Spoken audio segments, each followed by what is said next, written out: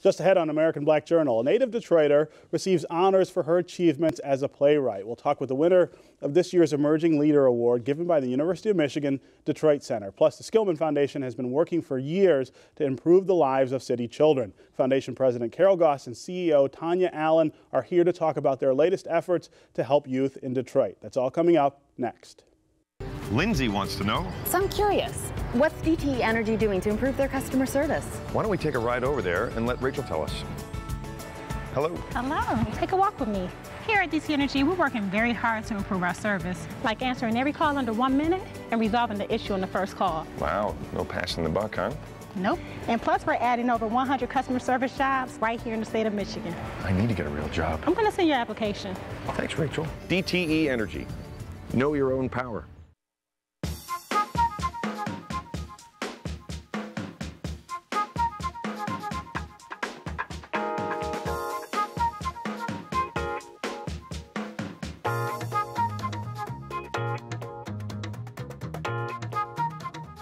Welcome to American Black Journal. I'm Stephen Henderson. The University of Michigan Detroit Center recently announced the winner of its 2013 Emerging Leader Award. The honor is given to a native Detroiter and U of M alum who has made notable achievements in his or her field. This year's recipient is Dominique Morisseau, a playwright and actress. Dominique's play, Detroit 67, is set during the 1967 riots, and its New York performances are receiving national attention. We're pleased to have Dominique Morisseau on our program today. Welcome home to Detroit, I should say. Thank you. Yeah. I'm always happy to be home. Yeah, no, and it's a great reason to come, right? You're getting an award from the university. Yeah. So tell me something about this play. Well, Detroit 67 is part of a 3-play cycle that I'm developing about Detroit in 3 different time periods. Okay. And it was written, I started writing the whole series actually, because I was really interested in contributing something different to the narrative about Detroit. Okay. You know, and also because I was inspired by August Wilson. He has a 10-play cycle on his hometown of Pittsburgh. Sure, right. And when I was reading all of his plays one summer, and I got really excited, not just at his voice. I've always been an August Wilson fan, but I started to really look at what his work probably means to the people of Pittsburgh when I read his work. Right. And I thought, oh, they must feel so affirmed. They must feel so celebrated.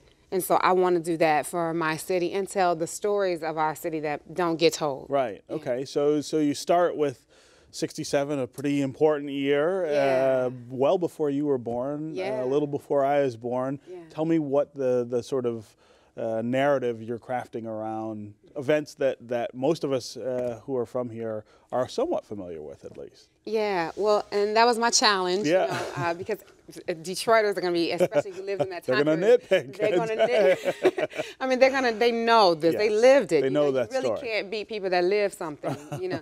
So you really have to get them on your side and use them as resources, which I did. Yeah. And particularly my family, you know. I always called this play my father's play because this is his era. The characters sort of reflect his time, but also his culture with his friends. Okay. You know? And my uncles and just my relative stories were very much influential in the devising of this play. But I have to make it fictional, because I'm a storyteller, right.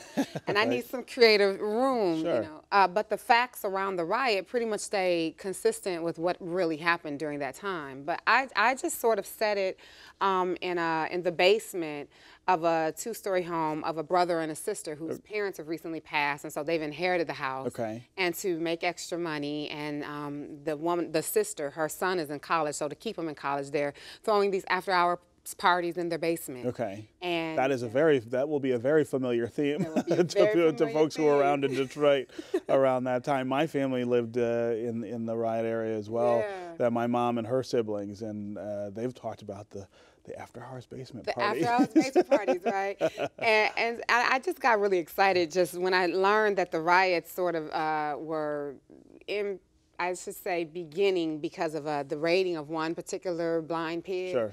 I got very excited about the idea of showing that kind of world on stage, because I haven't seen like Detroit Basement Party on stage ever. So I wanted to share that part of our world. You know, so it's sort of like what happens when the brother and the sister, they're kind of at odds about what to do with the family business, because the brother has other ideas and dreams that the sister's not really in support of. And then a mysterious woman ends up coming into their world, and that creates a division around the brother and sister of how to handle this stranger. And so it's sort of like at this time also the city is starting to erupt. You know, so what's happening outside gets played out in the home, and sort of how do they negotiate the changing world around them in their changing family at this time. Wow. You know, it strikes me that I haven't seen a lot of fiction written around those events. I mean, you tend to, I mean, you would think there would be more people who would want to tell stories around something that was such a sort of changing event in the city. I would think so too, you know. I mean, it's ripe for drama, for potential storytelling, right? But it also, I'm excited because first of all, for me, not to have lived in that time period, it really got me excited about reimagining that time and living. I always used to say, I would listen to a lot of Motown when I was writing it, and there's Motown music gets played in their home, you know, right? Because otherwise, what? I'm not even telling the truth. You know, so I would listen to Motown. Even though I grew up on Motown, there was something about when I was working on this play, I've never had to think about these things happening where I'm listening to a Motown song and I'm imagining Vietnam happening, and you know, you could tell me like 1968, 67, King was still alive. You could tell me Malcolm X had been dead for, you know, a couple of years, and I go, yeah, that makes sense. Or you could tell me this Motown song was out. I go, okay. Or you could say the Vietnam War was out. And I go, yeah, okay, sure. I have never, because I didn't live in that time. I've never had to think about those things happening all at the same time. That it just blew my mind to sit and live in that and imagine that space happening. You know, I can't imagine it, and but I tried, and you know, and I thought it's just their connection to each other just becomes so powerful. Like, wow, this love song and this war happening at the same time. At the same time. That's incredible. Right. You know, and exciting. Yeah. So what are the other two set pieces that you're using for the other two plays? So my other play, my second play in the series, takes place during 1949. The play is called Paradise Blue. And it is about Paradise Valley. And it's 1949 is the year that this Housing Act was up for passing, right? That eventually led to the 75 freeway getting built and to the wiping out of Black Bottom. And so I in Paradise Blue, I'm looking at a jazz club in 1949, and what happens when a troubled trumpeter is approached by the city to sell his business, and how that impacts everybody else who has a stake in that community. Wow. So that's what that play is. Okay, that's the second one. That's the second one, and then the third one, which I'm just developing now, and I've been just sharing little bits and pieces of it in New York, is called Skeleton Crew. And it is about the auto industry. Well. Well, that's right. It's a fictional small exporting plant, and that's on the brink of closing, and how it impacts the workers there. So, you know, and everybody from Detroit has some. If they didn't work in the auto industry, they have a. We all work for or with the auto industry in some way. That's right. You know, and I think the rest of the world has ideas about Detroit, even if they don't know anyone from Detroit. But it's nice to have, I get to talk to people who live this world and get their inside perspective, and that's, to me, what's missing in the public narrative about our city. Talk to me about becoming a playwright. I mean, you grew up here like I did, like lots of other people who are watching did. What made you see this place as inspiration for stories? Well, I grew up loving stories and storytelling, and I even went to high school. You know, I went to Cass, Technical High School, and I studied performing arts there. And I was studying acting. I was really interested in acting. And I've always been interested in writing, but I never thought about playwriting. I just love poetry. I've always done poetry. I used to be very active in Detroit's poetry scene. And you were talking about Harmony Park and another segment. And I used to really frequent the cafe in Harmony Park, Cafe Mahogany, before it closed. But when I got to college, that's when I was studying theater as an actor.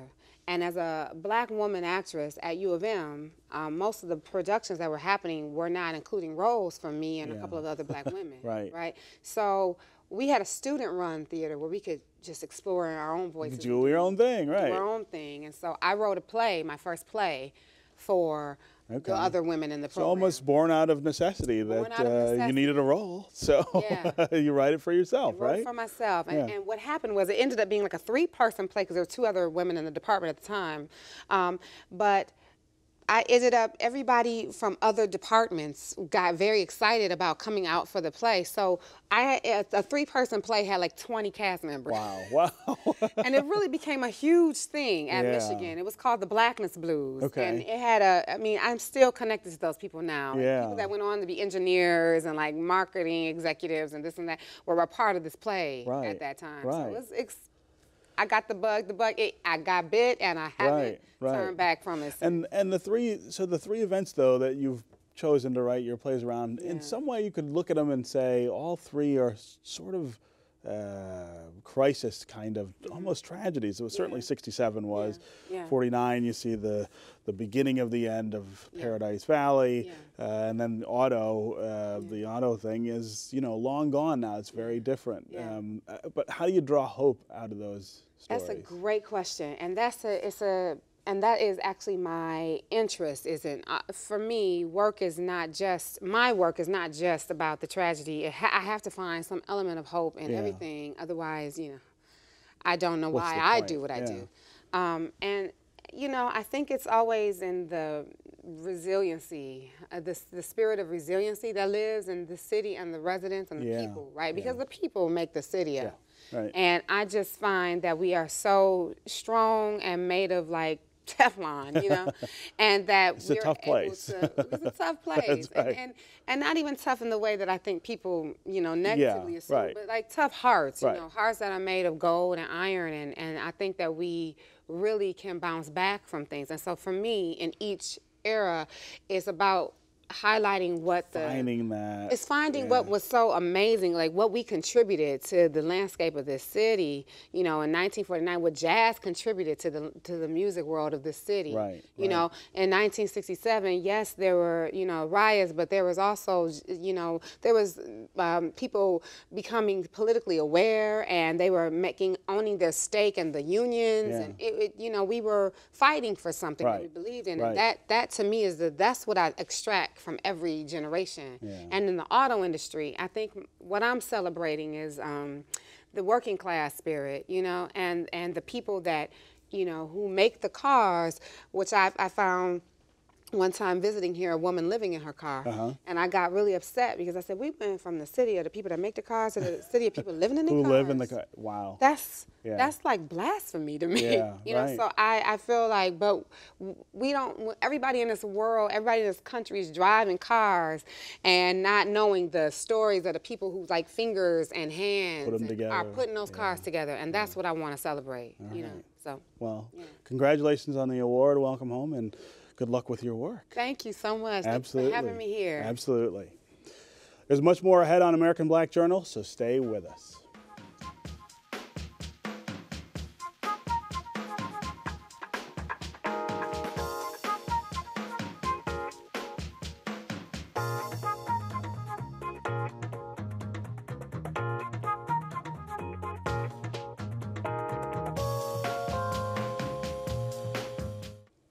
Since its creation in 1960, the Skillman Foundation has put children first. The foundation's mission centers on improving the lives of Detroit area children by strengthening their schools, their neighborhoods, and their homes. Skillman recently put out a request for proposals for high-quality youth development projects that it will fund in 6 Detroit neighborhoods. Here to talk about that project and more are Skillman President Carol Goss and CEO Tonya Allen. Well, welcome to American Black Journal.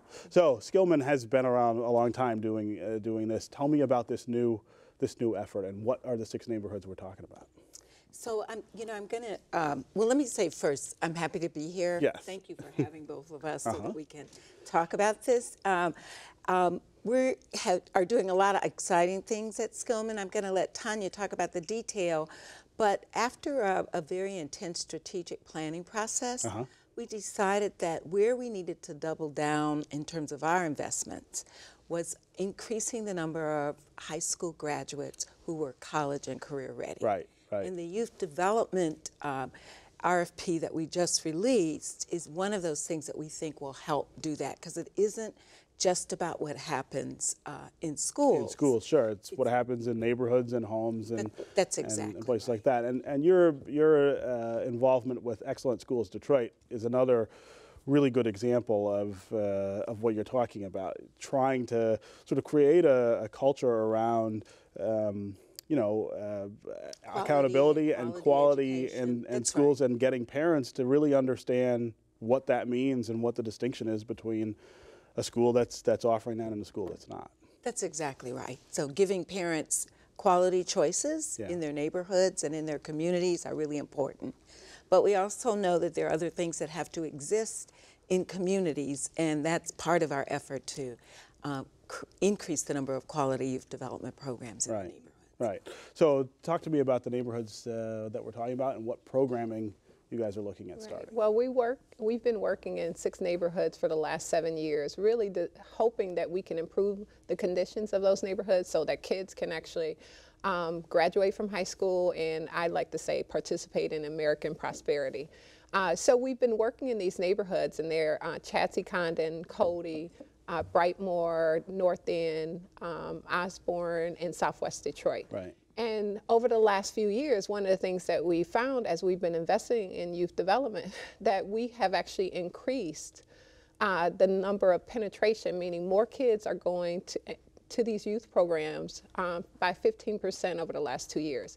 So we're really excited about that. So we are at about 48% of all of the kids in those neighborhoods who are doing youth programming. Are participating. Right, they're participating. And so now what we're doing is saying, how do we increase that? How do we scale that up? How do we make sure even more kids? Because we believe if we can get 75% of all of the kids in these neighborhoods to participate, then we're going to be closer to our goal of making sure that kids have caring adults around them, and that they can actually graduate from high school ready for college or a career. All right, and talk to me about what some of these programs are. If I lived in one of these neighborhoods, what would my kids be able to do? Right. Well, we try to invest in programming around 3 things: achievement, connections, and how do we help young people thrive. So there are some things that are really focused on academic achievement, helping on those fundamentals, writing and reading, and then we're trying to make sure that they're connected to their community, that they have a sense of responsibility. So there are tons of opportunities for kids to do community gardening, to do murals in their community, to help their neighbors, lots of programming to help young people help seniors. And then we try to do some things that are about thriving. What are the things that interest kids? So for a long time, we've invested in youth and cultural arts programs. So we'll have plenty of those in those neighborhoods, as well as sports and recreation, which we've invested in for a long time. And the other thing that we include in this area is also youth employment, because we think that kids getting jobs is one of the best developmental tools you can ever have. That's right. That's right. These are tough areas you're talking about. A lot of people, I think, don't go to those neighborhoods and see what's really going on. You guys have been involved for some time. What's the trajectory of those neighborhoods, though? I mean, are they moving forward, or are they really still sort of stuck where they were?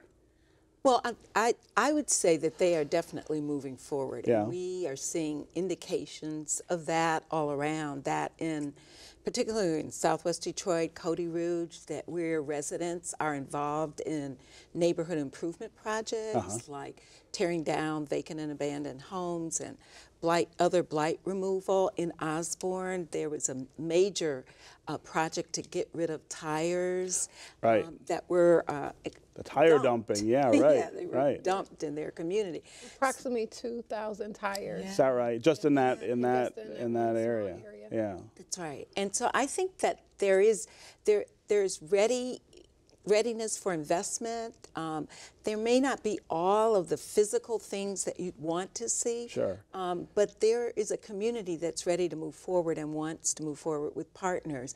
And then Tonya should talk about the public safety, because really, we really have invested a lot in moving that agenda forward. Yeah, we've invested in lots of small programs that have helped residents work on safety, and some of those programs have been really successful. It's like in one neighborhood we're working in, Cody, from last year to this year, because of the citizen patrols of Brothers on Patrol, that's the group that's doing it, they've seen a 40% decrease in crime against young people after school, before and after school hours. So that's a great success. Yeah. So now what we're trying to do is to work with the city of Detroit, the police department, to have a more robust public safety campaign. And so what we're trying to do is mimic some of the things that we've seen in places like Cincinnati under Chief Craig, but also in places like Washington, D.C. with Chief Lanier, where they have these robust community policing supports in neighborhoods that's working with residents patrols, but also bringing in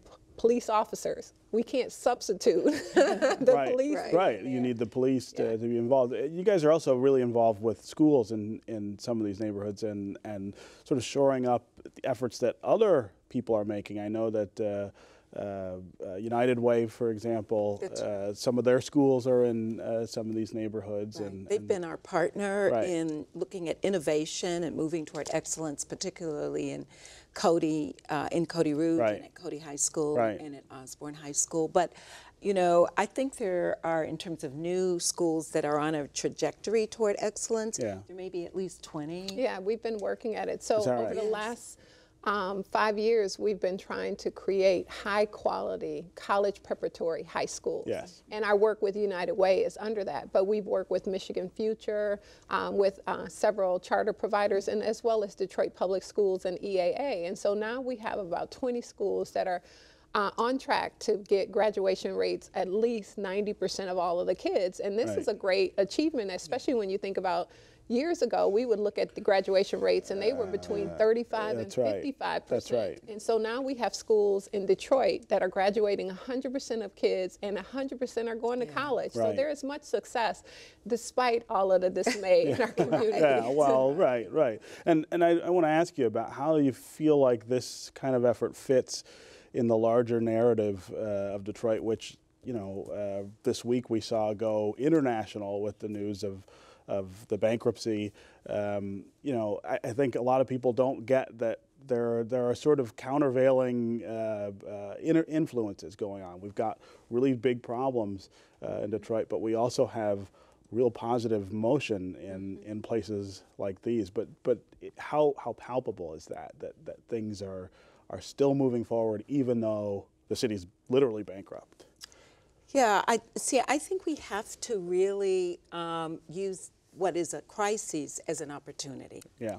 And that we really have to think about what it is that we can do. Detroiters are really resilient. Yes. They come together under some of the worst conditions. Sure. We've done that in the past. And we have to separate the emotion from the facts. The facts are that we are out of money, so we need to do something that shores us up. Sure. And so I think that people in Detroit will see this as an opportunity, and we're hoping that the leaders will lead us in the right direction with this bankruptcy fund. Yeah. And you know, it's the things that you guys are doing are the long-term investments that should lead to more financial stability for the city overall. Sometimes it's hard to get people to see that and invest in it. We've got about 2 minutes left. I want to make sure that I note that there is a passing of the torch going on here. You are sort of stepping aside, although and I've known you long enough to know there's no such thing as you really stepping aside. But Tonya, you are now CEO of Skillman, so congratulations for that. Thank you so much. What can we expect in terms of maybe differences? Well, I think that the big difference will be, let me tell you what will stay the same. Our commitment to children and our steadfast focus on getting outcomes for kids will stay the same. And one of the things that we've been trying to do is make sure that we're bringing more social innovation into our work, right. That we're really creating opportunities for people to engage in how we create social change, but also how do we begin to bring these market-based principles into the work as well so that we can make it more sustainable and that we create more opportunities to be creative and have a larger set of solutions in the neighborhood. So that'll be it. Yeah. You'll see a little bit of that and a little bit more edge. I think Carol is far more gracious than I am. Yeah, well, that's true. You've written a couple op-eds for me that make it clear, and you're pretty blunt. So congratulations. Thank you guys for being here. Thank you so much. Absolutely. Yes. Thanks for joining us. We'd love to hear what you thought about today's show and get your ideas for future programs. So connect with us on Facebook and on Twitter. We'll see you next time on American Black Journal.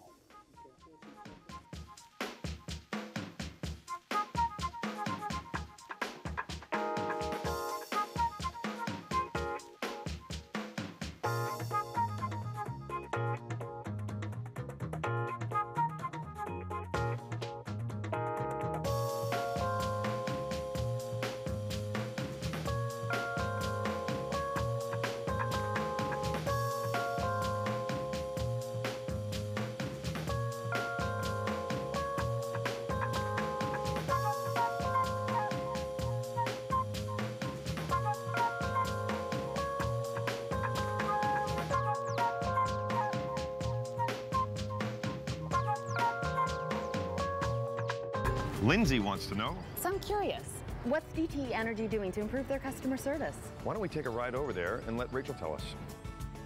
Hello. Hello. Take a walk with me.